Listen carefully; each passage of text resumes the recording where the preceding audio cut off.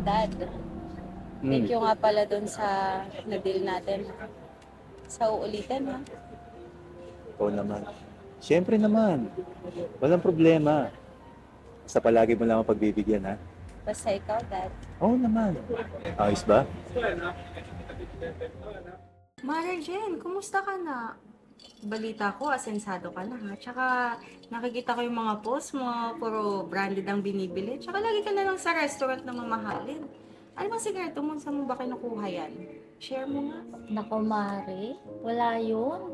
Marami pa sa bahay ng mga mamahalin kong branded na bag at sapatos.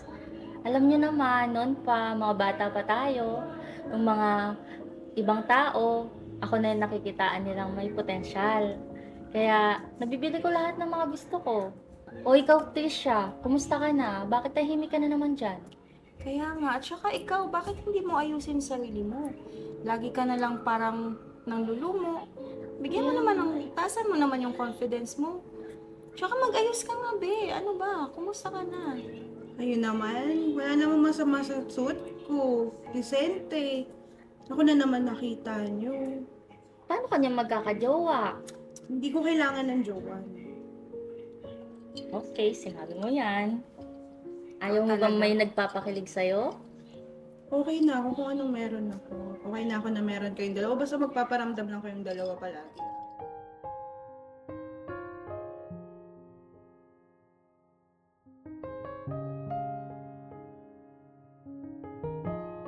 Magkita-kita ulit tayo, ah.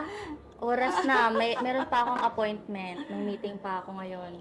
So, busy ako lagi, alam niyo naman. Kailangan kong kumita ng pera para marami akong pambili ng gamit ko. Tumawag ka. Thank you, ah. Bye, Besh. bye. Ingat kayo.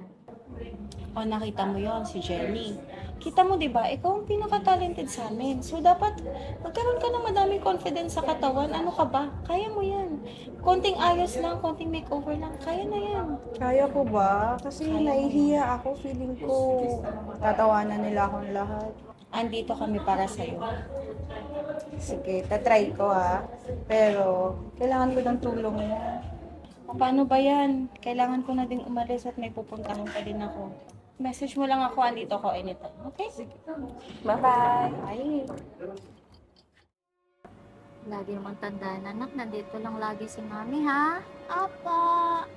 Mami, nagugutom ako. Gusto ko ng burger. Ako, anak. Wala pa sa budget natin yun, eh. Sa susunod, anak, promise pag lalabas tayo, babawi ako sa'yo, bibili tayo. Kasi problema pa ako sa pang-tuition mo. Hindi pa kumpleto. Baka nga, manghihiram ako sa mga ninang mo. Mamaya, magkikita-kita ulit kami. Baka susubukan kong manghiram sa kanila. Gagawin ko lahat, anak, para sa'yo. Kahit dalawa lang tayo, magiging masaya tayo. Pagluluto na lang kita pagdating sa bahay. Sige po. At least yun, galing pa sa puso ni mami, di ba? Mas masarap yun. Thank you, anak, kasi lagi mo naiintindihan si mami. Huwag ka sanang magiging sad, ha? Kung hindi ko nabibigay lahat ng gusto mo. Lagi mong tandaan, gagawin ko lahat para sa'yo, para mapatapos kita. Okay? Thank you, Mami, sa lahat na binibigay niyo po sa amin. Love you! Love you. Mwah. O, tara na. Uwi na tayo kasi magluluto pa tayo. Sige po, Let's go! So, thank you guys. See you on my next set. And follow nyo ako sa Facebook, Instagram, and TikTok. Asan na ba yung mga yun? Saan na? Ay, ito pala siya. Hi, babe. Kumusta ka na? Hi, Ito nako, na late yung na naman inaanak mo. kayo. Hi! Hi, babe. Tagal nyo, ha? Pasensya ka na, Maring Trisha. Nalit kami ni Maring Riza kasi sinubukan kong makiusap sa kanya para manghiram ng pandagdag sa tuition ng inaanak nyo. Nagigipit kasi ako ngayon. Alam mo naman, bilang isang single mom, mag-isa kong tumataguyod sa inaanak nyo. Lahat nga ng mga meron ako noon, mga mamahaling mga sapatos at bag, nabenta ko na lahat. Pero okay lang yun. Ang importante sa akin, mabigay ko lahat yung pangangailangan ng inaanak. Alam mo ba, Mare, hindi na kayo iba sa akin. Itong batang to, parang pangalawa ko ng anak, no?